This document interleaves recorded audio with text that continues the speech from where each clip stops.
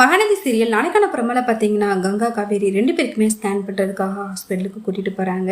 அப்போ ஒரு பக்கம் கங்கா மனசுல நினைச்சு ரொம்பவே பயந்து போறாங்க. சொந்தத்துல கல்யாணம் பண்ணதுனால நமக்கு குழந்தை ஏதாவது குறையோட பிறந்துருவான்னு நினைச்சு ஒரு பக்கம் கங்கா ரொம்பவே பயந்து போயிட்டு பதட்டத்துல இருக்கிறாங்க. விஜயோ காவேரிக்கு அம்மா பட்டதுனால அது குழந்தையும் பாதிச்சிருக்குமோன்னு நினைச்சு ஒரு பக்கம் விஜய் ரொம்பவே பயந்து போறாங்க. டாக்டர் 2 பேருடைய ஸ்கேனையும் பார்த்துட்டு 2 பேருக்குமே குழந்தை ரொம்பவே ஆரோக்கியமா இருக்குது, அதை நினைச்சு நீங்க எந்த கவலையும் படவே நான் சொல்றாங்க. இதை கேட்டதுமே விஜய் ரொம்பவே சந்தோஷப்படுறாங்க.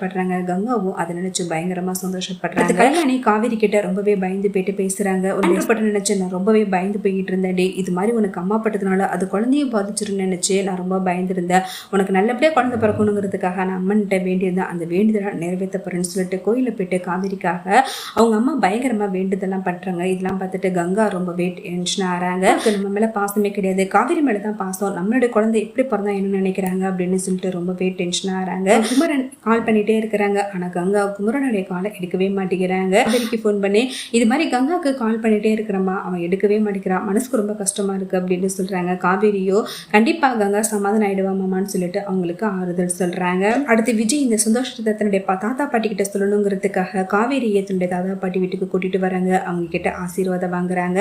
அடுத்து காவேரிக்கு எப்ப வளகாப்பு பண்ணலான்னு சொல்லிட்டு பேசுறாங்க. காவேரிக்கு நான் ஆசைப்பட்ட மாதிரி ரொம்பவே பிரம்மாண்டமா அவளுக்கு பிடிச்ச மாதிரி இந்த வளகாப்பு அமையணும் தாத்தா அப்படின்னு சொல்றாங்க. பாட்டி ஒரு பக்கம் காவேரியை நீங்க எவ்வளவு நாள் தான் இங்க இருப்பீங்க, தயவுசெய்து இங்க வந்துருங்க, நான் ஏதோ கோபத்துல இந்த மாதிரிலாம் பண்ணிட்டேன், மனசுல வச்சுக்காதீங்க, விஜயும் இங்கதான் இருக்கணும்னு சொல்றாங்க. காவேரியோ கண்டிப்பா பாட்டி அவருடைய மனசு சீக்கிரமாவே மாறும், நான் கண்டிப்பா கூட்டிட்டு வரேன் அப்படின்னு சொல்லிட்டு ஒரு பக்கம் ஃபீல் பண்ணி பேசுறாங்க. அங்க இருக்கிறதுதான் எங்களை சுத்தமாவே மறந்துட்டு எங்க நினைப்பு கூட இல்லாம இருக்கிறான்னு சொல்லிட்டு ரொம்பவே வருத்தப்படுறாங்க. இது எல்லாத்துக்கும் காரணம் நீ தான் காவேரி அப்படின்னு சொல்லிட்டு காவேரியை குத்தி பேசுறாங்க. காவேரியை பாட்டி பேசுறது நினைச்சு பயங்கரமா வருத்தப்படுறாங்க. பசுபதிக்கு காவேரிக்கு வளகாப்பு வைக்க போறாங்கன்னு சொல்லிட்டு தெரிஞ்சு கேள்விப்பட்டதுமே அவளுடைய வளகாப்பு நடக்கவே கூடாது, அந்த வளகாப்பு நடந்துச்சுன்னா அவ ரொம்ப சந்தோஷப்படுவா, அந்த சந்தோஷம் அன்னைக்கு ஒரே நாளே அவளுக்கு அழியணும்னு சொல்லிட்டு பசுபதி ஒரு பக்கம் பிளான் பண்றாங்க.